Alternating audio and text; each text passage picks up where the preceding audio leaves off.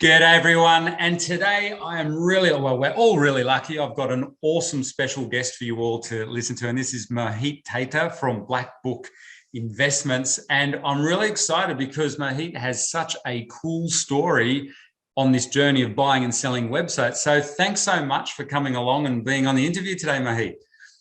Thanks for having me, man. Hello, everyone. Happy to be here. Yeah.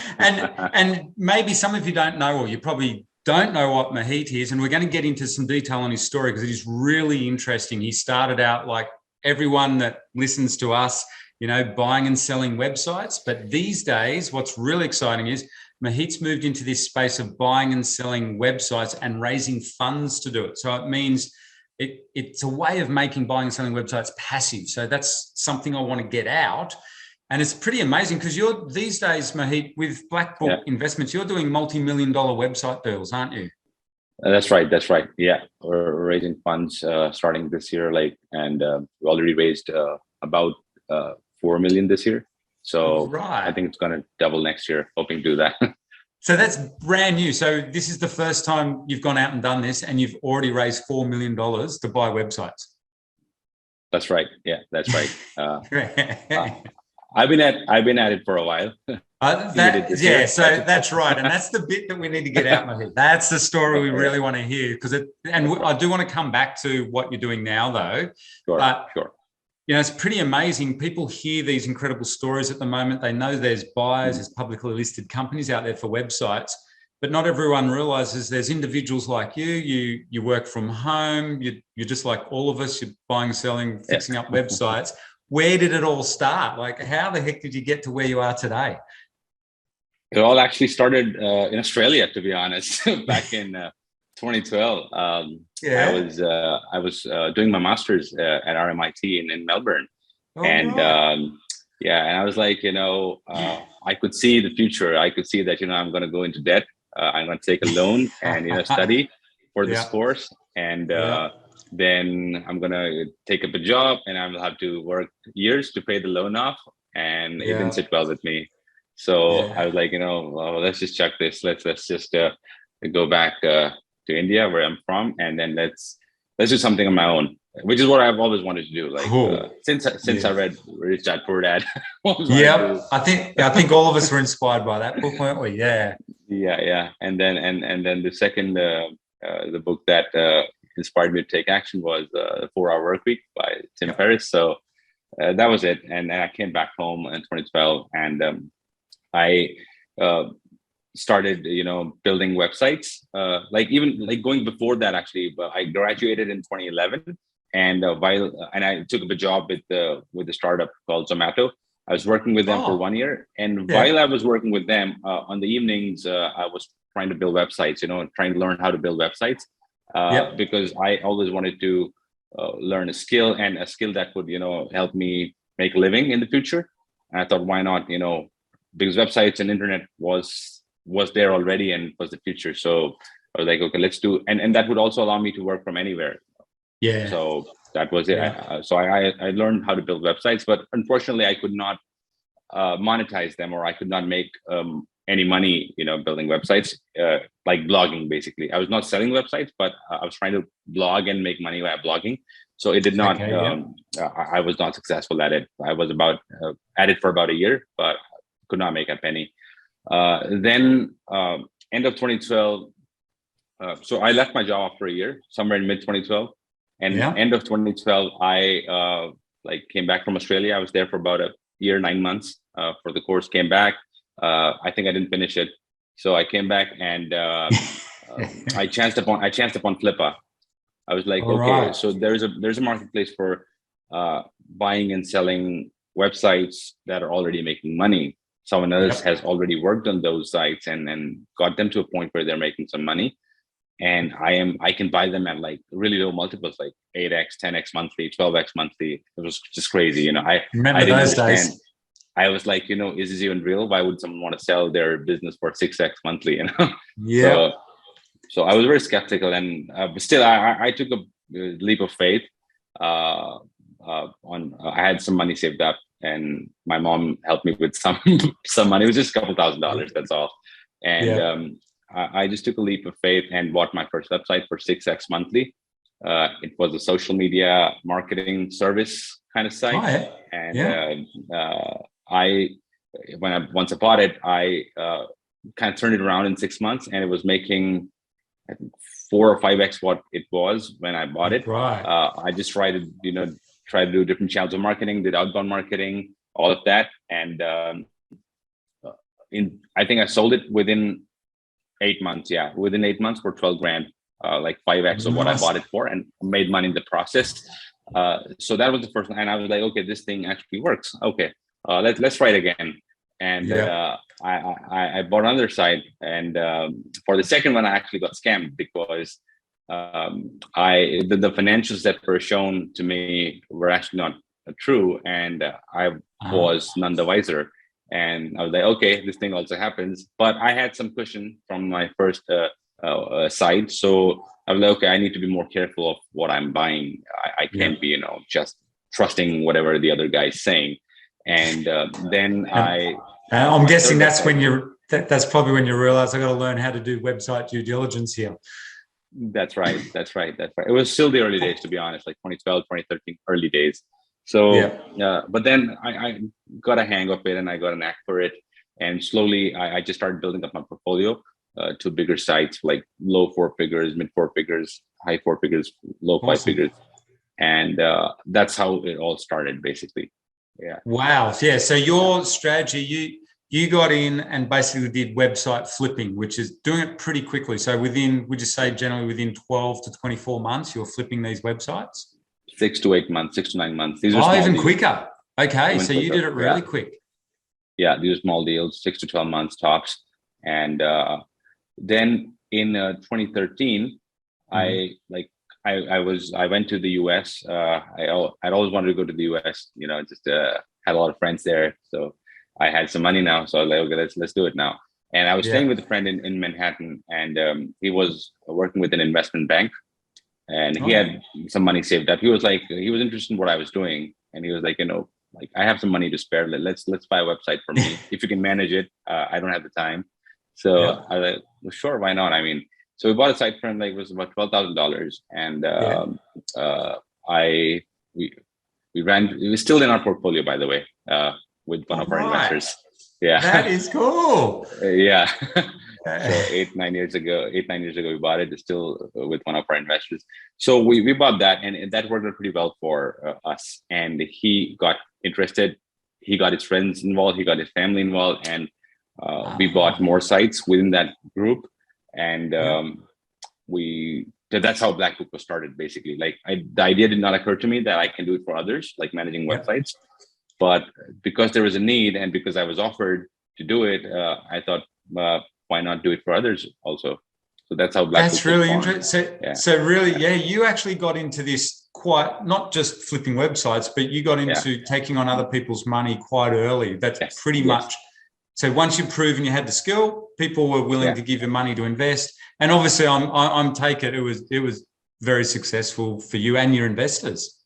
Yes, that's right. Yeah, especially also because the multiples were really low back then. Like you could buy for 1.5x. So it was a no-brainer. I mean, I just needed 1 year to keep the site, and I would have been paid back because I grew it in the meantime.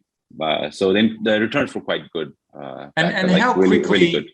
Once you got going with this strategy of bringing on investors' money, was your goal still to sell the websites quite quickly, or did you tend to hold them a lot longer then? As you've matured, if you look back now over your 10-year journey, right? It's actually a good time to do it. It's a 10-year journey for you. How did you see it evolve for yourself? Are you still a fan of quick flips, or have you found you more prefer to hold them now? What did your investors influence that at all? Yeah, I'm always a buy and hold guy, honestly, a cash flow guy. And initially, why I wanted to flip was I wanted to build a cash reserve, if you will, so that I have enough money to buy bigger sites. So that's why I needed to flip quickly. Once I was in a comfortable space, I always want to hold good assets. I still don't think why it doesn't make sense to sell something that's throwing money off at 40-50% annually, or why would someone sell that? So it just doesn't make sense to me. So I am a buy and hold guy. I still keep sites for as long as I can. And most of my investors are also, on similar tangents. They want the cash flow.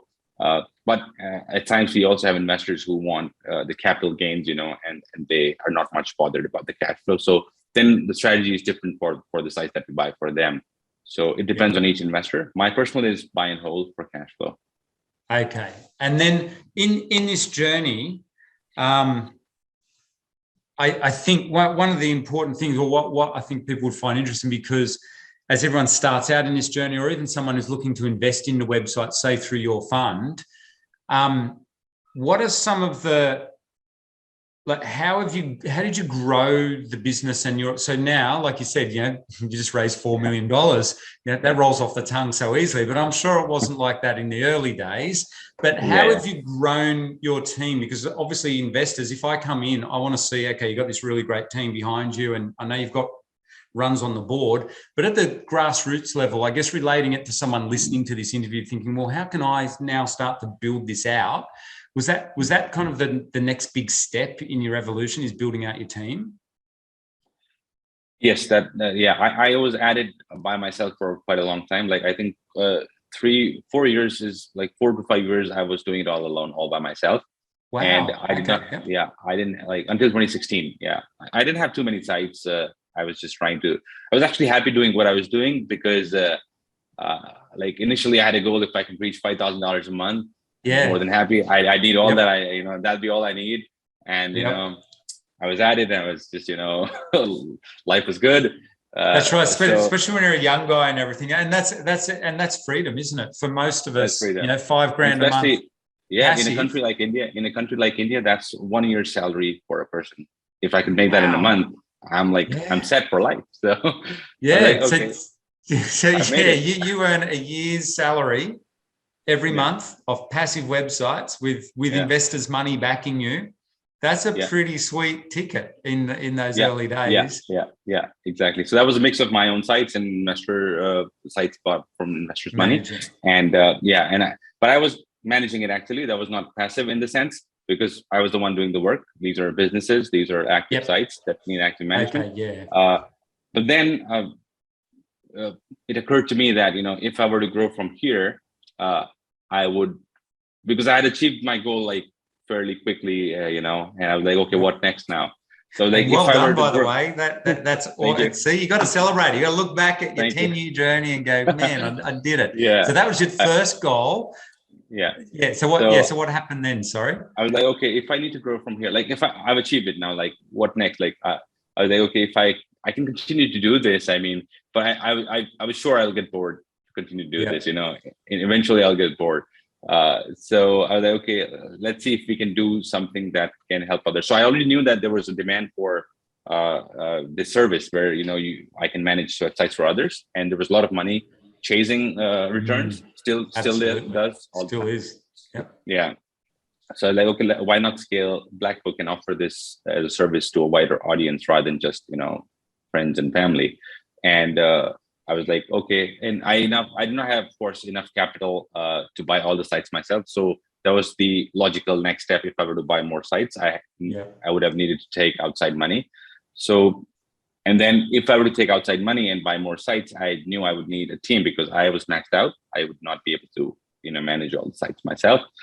So that's when I started building a team one by one, one person at a time. And 2016, we started building it.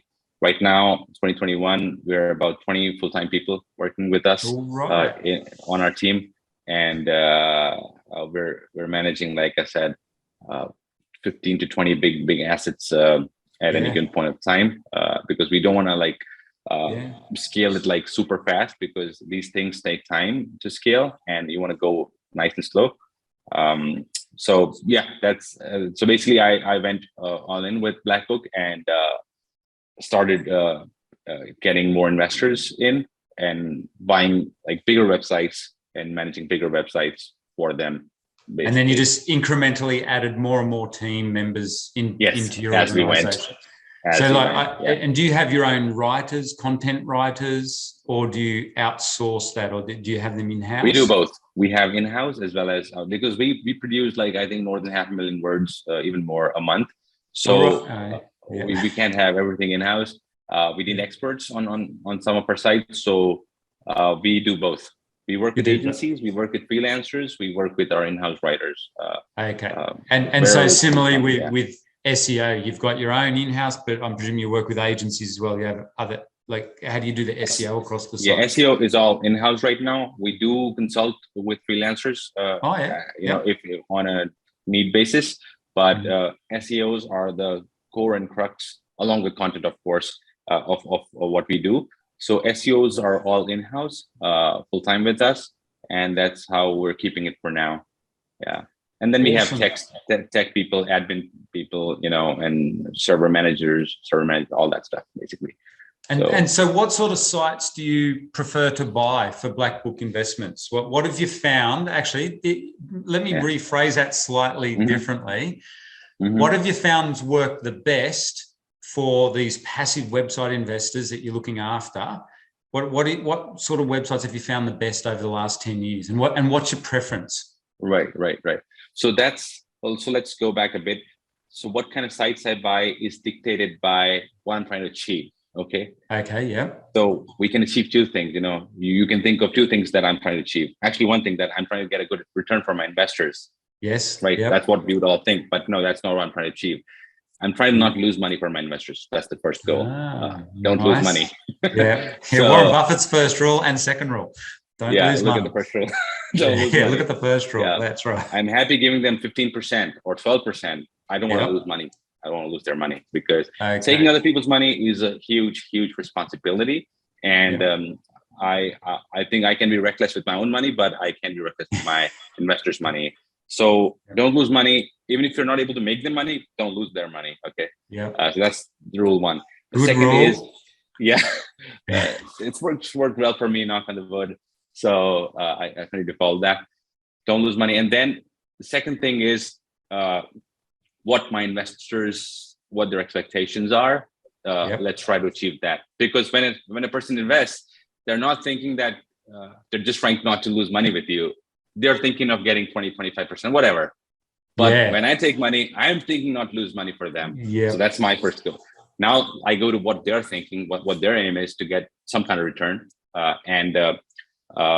Usually, typically, we buy sites. I'll come to the returns part after this. So we try to buy sites that are like established, have a few years of history, have a few years of earnings, have been built in a white hat good way, like like no shady techniques or anything that will put those sites at risk from Google or any other. So fairly sites with a good solid foundation, basically, with a good solid few years of history. And recently, like in the last 12 to 18 months, we have been focused more on buying businesses and not websites. Now there's a distinction. It's difficult to make, but I would think a business is something that can still stand. Like, that's not dependent solely on one entity. Like, if Google does an algo update and your site gets crushed, I don't think that's a business.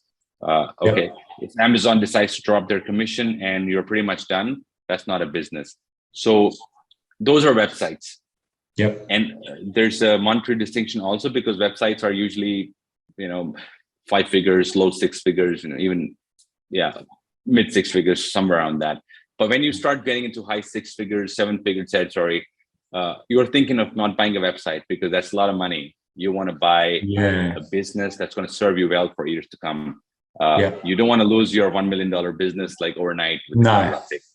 So we try to buy businesses now that have diversified income sources, that have diversified traffic sources, and that we're pretty sure about them, that they will not evaporate overnight. They might get hit, but they would not go away. So, and so, like I said, a few years of history, like at least 3 to 4 years, they should have been around. Diversified revenue sources, not dependent on one revenue source. That's a risk. I take that risk with my own sites, like which are not like, let's say, like which are low six figures, up to low six figures. So I try and experiment, because I also need to be experimenting, I cannot experiment on client sites, on investor sites, but I need to still learn, and I learn by experimenting. So I experiment on my own sites, and the results I try and apply to the investor sites, basically. So yeah, and we don't have any niche that we are focused on, to be honest. Okay. We do content sites for now, and that's what we do. Yeah. So you do stick to mainly content sites then? For now. Now we will be getting into SaaS next year, most probably, because there's a lot of demand for that. Yeah, there is that. That's coming, isn't it? But at the moment, so up until now, it's always been content sites. That's your bread and butter for. Yes. Yeah. And that's what I understand. Yeah.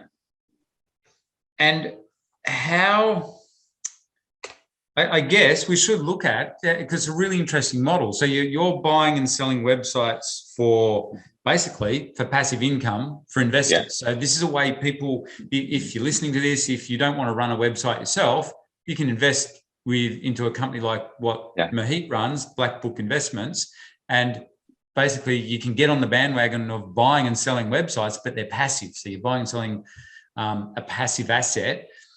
So in terms of that, how the returns work out for a typical investor versus if they bought, obviously the returns are going to be as high, but what sort of returns are you getting for your investors? Sure. So before we get to that, we work on two different kinds of models, basically. One is one-to-one with the investor, and one is like a pooled group buy, basically. Kind of a fund, but not a fund in the structure wise, but it's a pooled money. It's pooled money by multiple investors. We go and buy assets using that money. The first one, the minimum to work with us one-on-one is like $100,000 USD. And there's reasons for us to have that minimum. And for people who don't have 100,000 lying around, we had to come up with another product, like another service, which is a group buy, where you can get in at $25,000. We just did it for the first time this year, and we might do it next year also, depending on the demand. That's awesome. So $25,000 USD minimum to get in, and your money is pooled with other investors' money, and then we go and buy multiple websites using that money. So your risk is hedged, because now your money is spread over multiple sites. And you're investing less. You're investing less also. The minimum is 25. You can go up to as much as you want, but the minimum is 25. Whereas in the first case, you'll probably be buying one site for $100,000. So you're spending more money, and you have one site, so the risk is there. But so then you basically manage that site for the client, for the investor. Yes. That's that's been your model all these years, isn't it? That's in a nutshell. That's what you do. Yeah, one-to-one. So basically, when an investor approaches me, I sit down with them, I talk to them, I learn their criteria, what kind of returns, what kind of investor they are, what kind of returns they're targeting. Are they after cash flow or capital gains? And then we make a strategy on what to buy for them. Then we go and look for deals for them and present them deals that we think are good. And once they give us a green light on any particular deal, we go ahead and do further due diligence on that deal, and then do negotiations on behalf of the investors. We do everything end to end, do negotiation, then do the deal, do the transfer, everything. And that's end to end. We help them. We actually do it for them in a way. They just have to, and they buy the site directly in the sense that they are going to be the buyer. They don't send money to Blackbook. They send money directly to the seller. The seller receives money directly from the buyer, from the investors, and they both know each other, what they're buying and from whom they're buying. I'm just a facilitator. I don't take money. You don't send money to me. Yeah. Okay. So someone had a website that they put a deal together. They could contact you and say, look, here's a deal, and you could manage for a fee. You'll manage the deal for them. That's what you do. Yes. But so far, we've been more of an investment company rather than a website management company, in the sense that we get more people who want to buy a website and then have us manage it than people who already have a website and then want us to manage it. So we get more people who want to put money in and then have us manage it. Yeah. So you're basically your bread and butter, or what your specialty is, you're set up for passive website investors.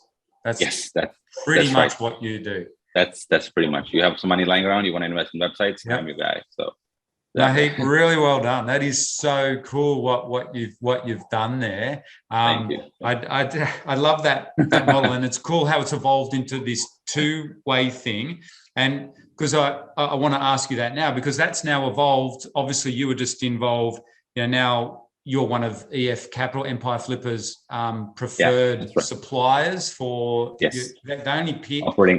Justin Cook spoke at our event. And he said they were only going to pick 6 operators this year, and you're one of the 6. Yeah. So I think we ended up at 5 in the first round, and we just are finishing the race for the second round. And we're going to end up with 4 operators for the second round, and I'm a repeat operator in the second round, basically. So it's four operators. And how much have you raised in that round? 1.2 million. 1.2 in the 1 million in the first round, because it was capped at 1 million. I was told that my deal had gotten more than 1 million in investments, like probably 1.2 or 1.3, and they had to send money back to investors because the structure was so that they cannot take more than 1 million. So in the second round, they did a range like 1 to 1.5 million with a 30% buffer. So I think we're sitting at 1.2 right now, and with a few days to go before the race. Congratulations. You must be very happy with that too. And I'm sure next year you'll do it again with EF Capital. And if you guys listening haven't checked that out, go and check out EF Capital. And you'll see Mohit's name on there, one of 4 people that have is one of the EF Capital approved to be part of EF Capital, or operators. That's absolutely fantastic. So when you look back over this 10 years, and let's think about someone starting out, is there any classic, like, big mistakes that you wish you hadn't made that you could share, like mistakes for anyone new to buying and selling websites, and any classic big ones that you think are worth, someone needs to be aware of when they get into this? So like for me personally, I think I should have scaled faster. I think I could have achieved what I achieved in 10 years. I could have achieved it in like 6, maybe 5 to 6 years. I was just kind of laid back and wanted to take things, at my own pace. So I could have done it faster, I think, in hindsight, but no regrets. I'm happy where I'm today. That's one thing. And that applies to me. It does not mean that it will apply to everyone. No, but that is awesome. I absolutely love that answer. So don't think too small. In this market, that's particularly relevant, and that's probably why you're saying, because you know what's coming too. I'm sure it's just going to get bigger and bigger. So that's the perfect. That would be the biggest mistake, I think, of all of us. Thinking too. I was just thinking small, like running a website here or there, maybe a couple of websites, and making a few grand a month, and that was a small thinking, But it applied to me that time. But I should have thought bigger. And the industry, the market is huge. Empire Flippers alone, they have like billions of dollars in committed capital. Like they have access to that capital, and there are not enough deals to go around. That's the situation today. So and private equity and all of they're also getting interested in this space. So they're looking at deals now. So it's only going to get harder from here, to be honest. Like, and we're sitting, right at the cusp of it. It's still not exactly Wild West, but it's still the early days, I would say, for website investing. I think it's going to mature over the next 5 to 10 years, even further. And there's a great opportunity right now to get into the game, honestly. So don't wait. If anyone is thinking about it, don't wait. That's right. And I think that's a big mistake. A lot of people who kind of sit on the sidelines and watch what me and you have been doing for the last decade. And a lot of people now, when was the best time to buy? Yesterday or whatever. Yesterday. And that is probably the biggest mistake. But now they can, and there is other opportunities too for getting in the market. Like, as everyone's hearing, you don't have to be the operator or buying these websites yourself. You can go through someone like Mohit and just invest passively into it. So that's absolutely fantastic. And any other, I guess I'm just thinking, because you're at obviously at this high level now. You like you said, you're at the cusp of getting even bigger. You're seeing private equity money come into it. What what sort of things are you looking for as well? So one of the things maybe someone listening to this interview might be interested in or might want to reach out to you. What are some of the key things that you're looking for? I'm presuming you're looking for deals. You just mentioned that one. Yeah, that's true. Yeah, deals, good deals. They're hard to come by, honestly. Yep. Some of the best deals I've done have been off market. They were not listed anywhere. Yeah, so someone listening to this might want to have a private chat to you. And we'll put your Mohit, we'll put your contact deals at the end of the webinar and how they can reach you. So that's a really good one. Yeah. Can I jump in there too? How small a website deal would your organization look at? I am happy looking at $10,000 deals also. Oh, awesome! I didn't realize that. Yeah. So it just has to fit our criteria. Like I said, I use my own money to experiment on smaller sites. True. So why not? I cannot go and experiment with investor money and their sites. So I spend my own money to do my own experiments and apply the learnings on the investors. So if someone wants to speak to you about selling their website, you're happy to buy websites from anywhere from 10,000 up to what sort of price ranges then? 1.5 million. Okay, so 1 to 1.5 million. And what's your sweet spot for a website, for buying a website? Price-wise? Sweet spot. So sweet spot would be, I'd say, high 5 figures, low 6 figures. Yep. Like that's like a hot. That's like a space where things move pretty quickly. Perfect, Mohit. You're going to have to come and speak to our audience because that's exactly that's the sweet spot we're all into. So in that sort of 5 to just low 6 figures is because we have beginners who are building up really good websites. And so over the coming years, that's fantastic. And then what else are you looking for as well going forward? So just to answer that, I think we asked me about the return. So I wanted to answer that also. So typically for investors, we have been able to return 28% historically on average over the past 5-6 years, 28% annually. And that's historical data. That's not like what we're aiming for. Nice. I can back that up. And what I aim for is now, since multiples have gone really high, like 3x, 3.5, 4x even, for good sites. And they get also snapped up at those multiples quickly if the site is really good. So you can think of it as multiples have pretty much doubled in the last 5 to 7 years. So you expect returns to cut into half. Okay. Yep. So we can't afford that because that would put us at like 12, 13%. That's still a good return, but we want to aim for better. So my aim is to return at least 25% annually to investors, at least. That's what I aim for. Like it can be 30 also, and it can be 22 or even 20. But my aim is to, like, I would consider myself successful if I'm able to return 25% net of everything to investors on their money invested. So that's what I aim for, and that's what we're aiming for in Empire Flippers Capital also, and that's what we aim for in our own group buy also, and one-on-one deals also. And we can only do that by growing the size that we buy, because if we buy at 3.5x, you end up making 25-28% in total. So, and we can't work for free. We have to take a fee. So basically, the fee comes up. The fee comes out of our growth. Whatever growth we achieve is, in a way, is kind of pays for our fee. It's not our fee, but pays for our fee. So that the investor can still pocket 25+% every year. So that's awesome. What we're aiming for.